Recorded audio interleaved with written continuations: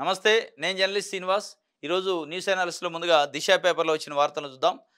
'దిశ' పేపర్‌లో 4 పథకాలు 86 లక్షల మందికి లబ్ధి చేకూరిద్దట ఇయాల.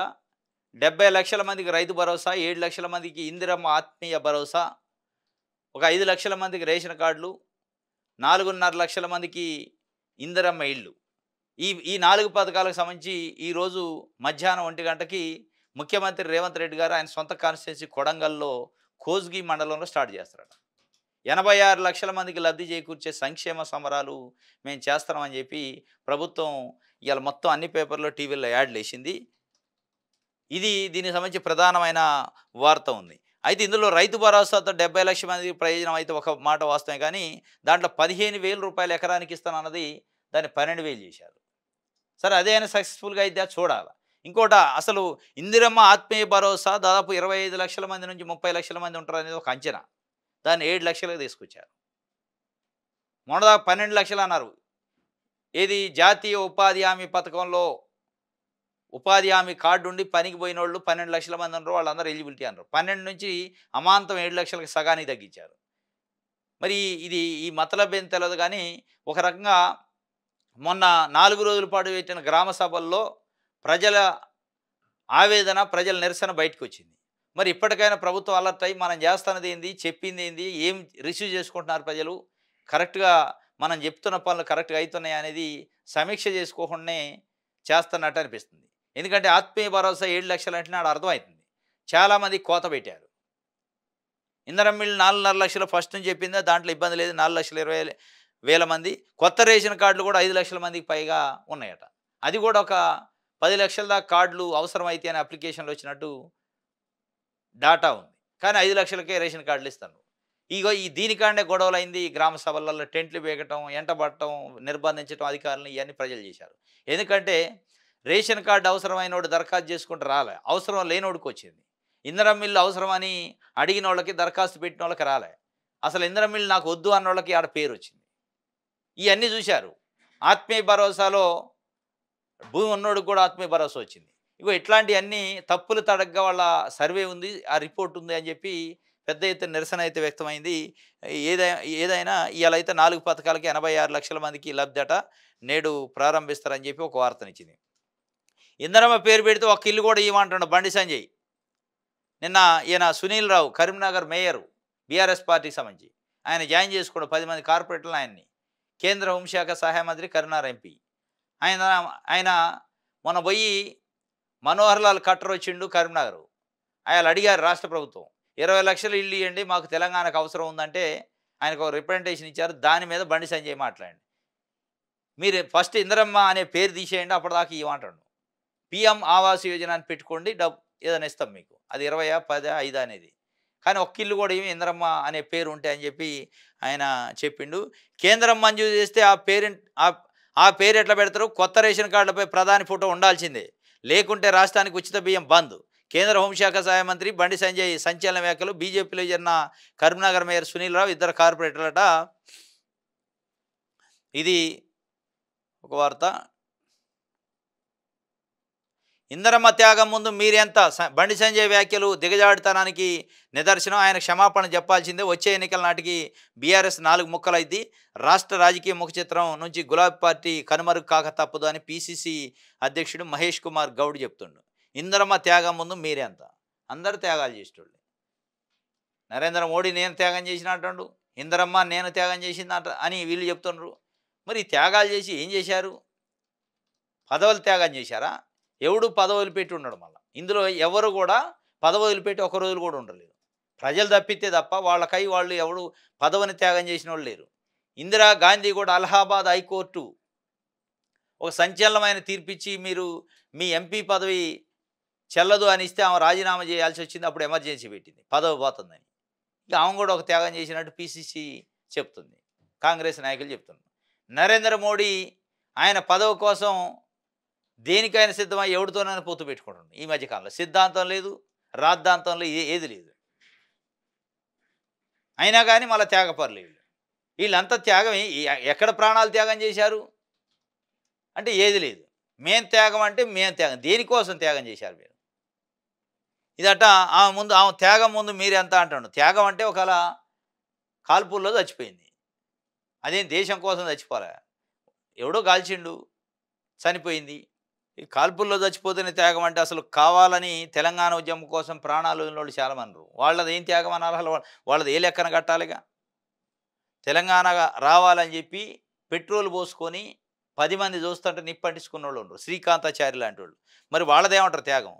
యాక్సిడెంటల్‌గా జరిగిందో లేకపోతే కావాలని ఒక ముఠా కాల్పులు జరిపితేనో దాన్నే త్యాగం అంటే, అది త్యాగం అంటే ఎట్లుండాల? మనకు మనం ప్రాణత్యాగం చేస్తే దాన్ని త్యాగం అంటారు. ఎవరో వచ్చి హత్య చేస్తే దాన్ని త్యాగం అనరు. హత్య అంటారు అది. ఓటీటీ మర్డర్స్ అట ఏంటిదో ఇది మరి. క్రైమ్ థ్రిల్లర్ మూవీసు, సిరీస్‌లు చూసి క్రూరమైన నేరాలు, క్రైమ్ పాఠాలకు అడ్డాగా మారిన ఓటీటీ ప్లాట్‌ఫామ్స్. నేరాలు చేయడం, సాక్ష్యాధారాలు మాయం చేయడం పైన స్టోరీలు, యూట్యూబ్ ఛానళ్లను విచ్చలవిడిగా కంటెంట్. సమాజంలో జరుగుతున్న అనేక దారుణాలకు ఇవే కారణం. ఇటీవల జరిగిన కొన్ని క్రైమ్స్ ఓటీటీ మూవీస్, సిరీస్‌లే కారణమని పోలీసుల విచారణలో వెల్లడైంది. వాస్తవం కూడా ఇది. ఓటీటీలలో తర్వాత యూట్యూబులలో ఇప్పుడు మొన్న వాడు ముక్కలు ముక్కలు చేసి కట్ చేసి కుక్కర్లో ఉడికిచ్చి పొడి చేసిండు కదా, వాడు యూట్యూబ్లోనే చూసిండట ఎట్లా చేయాలని. ఇది ఓటీటీ మర్డర్స్ కింద చెప్పుకోవాల్సి వస్తుంది అని చెప్పి పోలీసు విచారణ తేలిందట. ఓటీటీలు యూట్యూబ్లు ఇగో ఇట్లాంటి తీవ్రమైన కంటెంట్ పెట్టి సమాజానికి చెడు చేసే కంటెంట్లు పెట్టి రెచ్చగొట్టి వాళ్ళకి లేని ఆలోచనలు కల్పిస్తాను. దాంతో ఈ మధ్యకాలంలో సిరీస్గా జరుగుతున్నాయి హత్యలు. అది కుషాయిగూడలో నిండు గర్భిణిని పొట్టపైన కూర్చొని హత్య చేయటం కానీ, ఇది బాలాపూర్ దగ్గర ఈ ఘటన కానీ, ఇట్లాంటివన్నీ కూడా జరుగుతున్నాయి. దీనిపైన మరి గవర్నమెంట్ ఏదైనా చర్య తీసుకోవాలి గట్టిగా. నమస్తే తెలంగాణ చూద్దాం. ఆశపడ్డాం, మోసపోయినాం, కాంగ్రెస్ ఓటేసి బాధపడుతున్నాం. కాంగ్రెస్ చెప్పినట్టు 15,000 రైతు భరోసా, 2 లక్షల రుణమాఫీ అమలు చేస్తుంది అనుకున్నాం. రుణమాఫీ చేస్తలేరు, రైతు భరోసా ఎగ్గొట్టిండ్రు. సాగునీళ్ళు వస్తలేవు, కరెంటు ఉండట్లేదు. కేసీఆర్ ఉంటే కొండంత ధైర్యం ఉండేది. సర్పంచ్ ఎన్నికల కోసం మళ్ళీ పథకాలు అంటున్నారు. ఈసారి తప్పు చెయ్యం, కాంగ్రెస్కు బుద్ధి చెప్తాం. కాంగ్రెస్పై నిప్పులు జరిగిన బాల్కొండ రైతులు, కమిటీ ఎదుట గోడు వెలబోసుకున్న అన్నదాతలు. ఆశపడ్డరట, మోసపోయినరట. 2 లక్షల రూపాయలు రైతు రుణమాఫీ చేస్తానంటే ఓట్లు వేసినాం. కేసీఆర్ 10,000 రైతు బంధు ఇస్తే మేము 15,000 ఇస్తానంటే రైతు ఓట్లు వేసినాం. పెన్షన్లు 4,000 చేస్తానంటే ఓట్లు వేసినాం. 6 గ్యారంటీలు ఇస్తానంటే ఓట్లు వేసినాం. 6 గ్యారంటీలు లేవు, అర గ్యారంటీ కూడా అమలు చేయట్లేదని రైతులు వాళ్ళ ఆవేదన వ్యక్తం చేశారు నిన్న బాల్కొండలో. ఈ రైతు అధ్యయన కమిటీ పోయింది బీఆర్ఎస్ పార్టీ నుంచి. వాళ్ళు చెప్తున్నారు స్పష్టంగా 15,000 రైతు బంధు ఇస్తానని ఎగ్గొట్టిండు, 2 లక్షల రుణమాఫీ చేస్తానని సగం చేసి సగం చేయలేదు. వీటన్నిటిలో మేము మోసపోయినాం, ఆశపడి ఇక మోసపోం భవిష్యత్తులో అని చెప్పి చెప్తున్నారు. మళ్ళీ ఇప్పుడు సర్పంచ్ ఎన్నికలు ఉన్నాయి కాబట్టి పథకాలు ఇస్తానంటాడు, కానీ మోసపోం అంటున్నారు. రైట్. కౌలు రైతన్న కడుపులో పుట్టెడు దుఃఖం ఉందట. ఏడాదిగా నలిగిపోతున్న అన్నదాత, కదిలిస్తే కట్టలు దిగుతున్న ఆవేదన. బీఆర్ఎస్ కమిటీ ఎదుట గోడు వెలబోసుకుంటున్న అన్నదాతలు. కౌలు రైతింట కన్నీటి సాగరము, అప్పులు తీర్చలేక రైతు ఆత్మహత్య. సోదరి అంత్యక్రియల్లో కేసీఆర్ పాల్గొన్నాడట నిన్న. సకలమ్మ కుటుంబ సభ్యులను ఓదార్చిన మాజీ సీఎం, అంత్యక్రియల్లో పాల్గొన్న కేటీఆర్, హరీష్, కవిత. సోదరి సకలమ్మ నివాసంలో సోదరిమణులను ఓదార్చు భావోద్వేగానికి గురైన కేసీఆర్, ఇంకా వాళ్ళ మిగిలిన సిస్టర్స్ అటుంది. మొత్తానికి అక్కడికి వచ్చిండి కేసీఆర్. నేను అంత్యక్రియల్లో పాల్గొన్నట. కాస్త భావోద్వేగానికి గురి వెనుక తోడబుట్టినోళ్ళు కదా. వికసిస్తా, విరుచకపడతా ఇన్స్టాలో ఎమోషనల్ పోస్ట్ చేసిందట collector, Karimnagar collector. What are you doing, common sense ఉండదా ఏమిటి ఈ పద్ధతి? ఒక పద్ధతి లేదు, పాడలేదు. ఎస్పీ ఎక్కడ అంటూ కరీంనగర్ మహిళా కలెక్టర్ ఫమేలా సత్పతిపై రాష్ట్ర మంత్రి పొంగులేటి శ్రీనివాసరెడ్డి తీవ్ర అసహనం, ఆగ్రహం వ్యక్తం చేయడం చర్చనీయాంశమైంది. మహిళా కలెక్టర్ అని కూడా చూడకుండా మంత్రి మాటలు ఉద్యోగుల్లో హాట్ టాపిక్గా మారినాయి. దానికి ఆమె నిన్న పోస్ట్ చేసిందట. ఈ విషయంపై వివిధ రకాల చర్చలు జరుగుతున్న నేపథ్యంలో కలెక్టర్ ఇన్స్టాలో ఎమోషనల్ పోస్ట్ చేశారు. నేను మహిళను సందర్భానికి తగినట్టుగా ఉంటాను, మండిపడగలను, వికసించగలను, విరుచుకుపడగలను, గడ్డ కట్టి పోగలను, అవసరమైతే కరిగిపోగలను అంటూ ఆంగ్లంలో పోస్ట్ చేశారు. ఈ పోస్ట్ కొన్ని నిమిషాలనే సోషల్ మీడియాలో వైరల్గా మారింది. పలు మీడియాల్లోనూ వార్తగా వచ్చింది. ఈ పోస్ట్ కొద్ది గంటల్లో మళ్ళీ కలెక్టర్ ఇన్స్టా ఖాతా నుంచి కనిపించలేదు. ఆమె చాలా స్ట్రాంగ్ కౌంటర్ ఇచ్చినట్టు ఇచ్చారు. నేను ఒక మహిళను సందర్భానికి తగ్గట్టు ఉంటాను, మండి పడగలను, వికసించగలను, విరుచుకుపడగలను, గడ్డ కట్టిపోగలను, అవసరమైతే కరిగిపోగలను కూడా అని ఆంగ్లంలో ఇంగ్లీష్లో ఒక పోస్ట్ చేశారట. అది ఫుల్ వైరల్ అయింది. వెంటనే డిలీట్ కూడా చేశారట. అంటే వార్నింగ్ ఇచ్చిందా మరి పొంగులేటి శ్రీనివాసరెడ్డికి ఏం తెలియదు. కానీ ఇది ఒక వార్త అయితే సాక్షి పేపర్ చూద్దాం. 4 పథకాలు నేడే షురు. రైతు భరోసా, ఆత్మీయ భరోసా, ఇందిరమ్మ ఇల్లు, రేషన్ కార్డుల పథకాలు తెలంగాణ వ్యాప్తంగా ప్రతి మండలంలో ఒక్క గ్రామంలోనే ఇయాల ఇస్తారట. తర్వాత మిగతా ఇస్తున్నట్టుంది. ఆంధ్రజ్యోతి. పథకాల బౌండరీ నేటి నుంచి ఇందిరమ్మ ఇల్లు, ఆత్మీయ భరోసా అని చెప్పి ఒక వార్తనిచ్చారు. Tripura governor Indrasena Reddy phone tap అయిందట. బీజేపీలో కీలకం. ఆర్ఎస్ఎస్తో సంబంధాలు రీత్యనే గవర్నర్గా నియమితులైన తర్వాత కూడా ట్యాపింగు. ఆయన పిఏను పోలీసులు విచారించగా వెలుగులోకి వచ్చిందట. మన తెలంగాణకు సంబంధించి బీజేపీ సీనియర్ నాయకుడు, ఆయన త్రిపుర గవర్నర్గా ఇప్పుడున్నాడు. ఆయన ఫోన్ కూడా ట్యాప్ చేశారట గతంలో. ఎవరు? ప్రభాకర్ రావు అనేటోడు. తీవ్ర కలకలం సృష్టించిన ఫోన్ ట్యాపింగ్ కేసులో సంచలన విషయం బయటపడింది. ప్రస్తుతం త్రిపుర గవర్నర్గా ఉన్న నల్లు ఇంద్రసేనారెడ్డి వ్యక్తిగత ఫోన్ నెంబర్ను ఎస్ఐబి మాజీ చీఫ్ ప్రభాకర్ రావు సారథ్యంలో పోలీసులు 15 రోజులు ట్యాప్ చేసినట్టు వెలుగులోకి వచ్చింది. బీఆర్ఎస్ ప్రభుత్వ హయాంలో అధికారులు, న్యాయమూర్తులు, రాజకీయ నేతలు ఫోన్ ట్యాప్ చేశారట. ఈయన ఫోన్ కూడా ట్యాప్ అయింది. ఆ ట్యాప్ ఏమైంది కానీ 14 ఏళ్ళు అయింది కాంగ్రెస్ ప్రభుత్వం వచ్చి బీఆర్ఎస్ అధికారం కోల్పోయి. అటు ఆ కేంద్రంలో బీజేపీ కానీ, ఇటు రాష్ట్రంలో ఉన్న కాంగ్రెస్ పార్టీ ప్రభుత్వం కానీ ఒక్క అడుగు ముందుకే ఇట్లా ఫోన్ ట్యాపింగ్ పైన. ఇందరసేనారెడ్డి ఫోన్ కూడా ట్యాప్ అయిందట. ఎందుకంటే ఆయన బీజేపీలో ఉన్నప్పుడు ఆర్ఎస్ఎస్కి చాలా దగ్గర సంబంధాలు ఉన్నాయి. ఏం మాట్లాడుతుండో విన్నట్టుంది. అది కూడా ట్యాప్ అయిందని తెలిసింది. ఇంకోటి, నిన్న పద్మ అవార్డులు అనౌన్స్ చేశారు. దాంట్లో బాలకృష్ణకి పద్మభూషణ్ అవార్డు వచ్చింది. పద్మ విభూషణ్గా డాక్టర్ నాగేశ్వర్ రెడ్డి గ్యాస్ట్రోఎంటాలజిస్ట్కి వచ్చింది తెలంగాణ నుంచి. ఈయన ఏపీ నుంచి వచ్చింది. ఇంకోటి, తెలంగాణ నుంచి ఉద్యమాల జీవితంగా కీలకంగా ఉద్యమాలు ప్రజా ఉద్యమాల్లో కీలకమైన భూమిక పోషించి జీవితం మొత్తం ఉద్యమాలకి దారబోసిన ఎంఆర్పిఎస్ వ్యవస్థాపక అధ్యక్షుడు మందకృష్ణ మాదికి కూడా పద్మశ్రీ అవార్డు వచ్చింది. 30 సంవత్సరాలు ఉద్యమం చేసిండు. 1994 జూలై 7న ప్రకాశం జిల్లా ఈదుమూడిలో ఒక 13 మంది యువకులతోని ఎంఆర్పిఎస్ ఉద్యమాన్ని స్టార్ట్ చేసిండట. మాదిగలకి రిజర్వేషన్ కావాలని ఒక పోరాట సమితిని పెట్టిండు. 70 సంవత్సరాలుగా మాదిగలు అనేక రంగాల్లో, విద్యారంగంలో, సామాజిక రంగంలో, రాజకీయ రంగంలో, ఆర్థిక రంగంలో వెనకబడి ఉండరు. ఎస్సీకి వస్తున్న 15% రిజర్వేషన్ని కొన్ని కులాలు, కొన్ని వర్గాలే ఉపయోగించుకుని వాళ్ళే దాన్ని వాడుకుంటున్నారు తప్ప మిగతా మాదిగ సామాజిక వర్గం, దాని ఉపకులాలకి అన్యాయం జరిగిందనే విషయం పైన ఆయన 94లో ఉద్యమం స్టార్ట్ చేసిండు. ఆ ఉద్యమం 13 మందితో మొదలయ్యి అలా అందనంత ఎత్తుకెదిగింది. కొన్ని లక్షల మంది దాంట్లో సభ్యులు ఉన్నారు. ఆయన ఒక పిలిపిస్తే కొన్ని లక్షల మంది రోడ్ల మీదకి వచ్చే ఒక వ్యవస్థను తయారు చేసిండు. ఆయన ఒక ఎంఆర్పిఎస్ మాదిగ రిజర్వేషన్ పోరాట సమితే కాకుండా అనేక సామాజిక అంశాలపైన కూడా పోరాటం చేసిండు. దివ్యాంగులకు సంబంధించి పెన్షన్ల కోసం, దివ్యాంగులకు జరుగుతున్న అన్యాయాలు, వాళ్ళ హక్కుల కోసం పోరాటం చేసిండు. గుండె రోగులకు సంబంధించి వాళ్ళ కోసం కూడా పోరాటం చేసిండు. ఇవాళ 2 తెలుగు రాష్ట్రాల్లో ఆరోగ్యశ్రీ అనే ఒక పథకం వచ్చింది అంటే దానికి మందకృష్ణ మాదిగనే కారణం. డైరెక్ట్గా కాంగ్రెస్ పార్టీ ప్రభుత్వం రాజశేఖర రెడ్డి అమలు చేసినప్పటికీ దాని అమలుకి ఆలోచన రేకెత్తించింది మందకృష్ణ మాదిగ ఉద్యమం, ఆయన అధ్యయనం. ఎందుకంటే ఆయన రాజశేఖర రెడ్డి ముఖ్యమంత్రిగా ఉన్నప్పుడు కొన్ని వేల మంది గుండె జబ్బు బాధితులను తీసుకొచ్చి ట్యాంక్ బండి పైన కూర్చోబెట్టి ప్రభుత్వాన్ని ముచ్చెమటలు పట్టించిండు. అప్పుడు ప్రభుత్వం ఆలోచనలు పడ్డది, ఏంది అసలు దీని వెనకున్న ఇబ్బంది ఏంది, ఎందుకు ఈ స్థాయిలో ప్రజల నుంచి రెస్పాన్స్ వచ్చింది, మందకృష్ణ మాదిగ ఉద్యమం చేస్తే ఆయన అడుగుతున్నది ఏంది, మనం ఏం చేయాలని ఒక కమిటీ వేసి అధ్యయనం చేస్తే ఇది ఆయన అడుగుతున్నది చాలా రైట్ కాజు, ఇది సమాజానికి అవసరం కూడా, మనం ఇన్ని రోజులు గుర్తించలేకపోయినా ప్రభుత్వాల్లో ఉండి కూడా ఆయన గుర్తించిండు, దాన్ని మనం ఇవ్వాలి అని చెప్పి ఇచ్చారు ఆరోగ్యశ్రీ అనే పథకం. దాంతో కొన్ని లక్షల మంది గుండె జబ్బు బాధితులు చేతిలో చిల్లిగవ లేకుండా కూడా లబ్ధి పొందారు. ఇవాళ వాస్తవంగా పథకం వచ్చిందంటే ఆయన కారణం. ఇట్లా అనేక రకాల ఉద్యమాలకి, సామాజిక రుగ్మతలపైన పోరాటం చేసిన వ్యక్తి ఆయన మందకృష్ణ మాదిగ. ఆయనకు పద్మశ్రీ అవార్డుతోని కేంద్ర ప్రభుత్వం గౌరవించింది. ఆయన చేసిన ఉద్యమానికి ఫలితం కూడా వచ్చింది. ఆగస్టు 1, 2024 దేశ అత్యున్నత న్యాయస్థానం 6:1 నిష్పత్తిలో జడ్జిలో ఒక తీర్పు ఇచ్చారు, కీలకమైన తీర్పు. ఎస్సీ వర్గీకరణ చేసుకోవచ్చు, రాష్ట్రాలే చేసుకోవచ్చు, ఆ రాష్ట్రంలో ఉన్న జనాభా ప్రతిపాదన అని చెప్పింది. కానీ అది అమల్లోకి రాలే, కానీ ఆచరణలోకి రాలేదు. కానీ దాని ప్రాసెస్ అయితే స్టార్ట్ అవుతుంది. వాళ్ళకైతే ఫలితం వచ్చినట్టే అనుకోవాలి.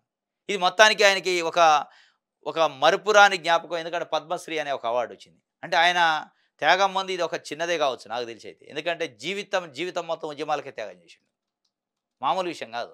ఒకటే కాజు పైన 30 సంవత్సరాల పాటు ఉద్యమాన్ని నడపడం అంటే అంత ఈజీ కాదు ఇవాళ ఉన్న రాజకీయ పరిస్థితులు. ఇవాళ ఉన్న పొలిటికల్ కరప్షన్లో ఇవాళ రాజకీయాల్లో, ఇవాళ స్వార్థంలో, ఇవాళ బ్లాక్ మెయిలింగ్లో నిలబడి నిటారుగా కొట్లాడటం అంటే అంత ఈజీ కాదు. అనేక ఒత్తిళ్ళు ఉంటాయి, అనేక ఇబ్బందులు ఉంటాయి, అనేక రకాల బెదిరింపులు ఉంటాయి, అనేక బ్లాక్ మెయిల్స్ ఉంటాయి, అనేక ఆఫర్లు ఉంటాయి. ఎక్కడా కూడా ఒక మెట్టు కిందికి దిగలే ఆయన. ఆయన ఏ కాజు కోసం 94 జూలై 7న పెట్టిండో అదే కాజు కోసం చివరిదాకా కొట్లాడిండు. ఆ కాజు నెరవేరేదాకా ఎటు ఒక గీత కూడా తప్పలే.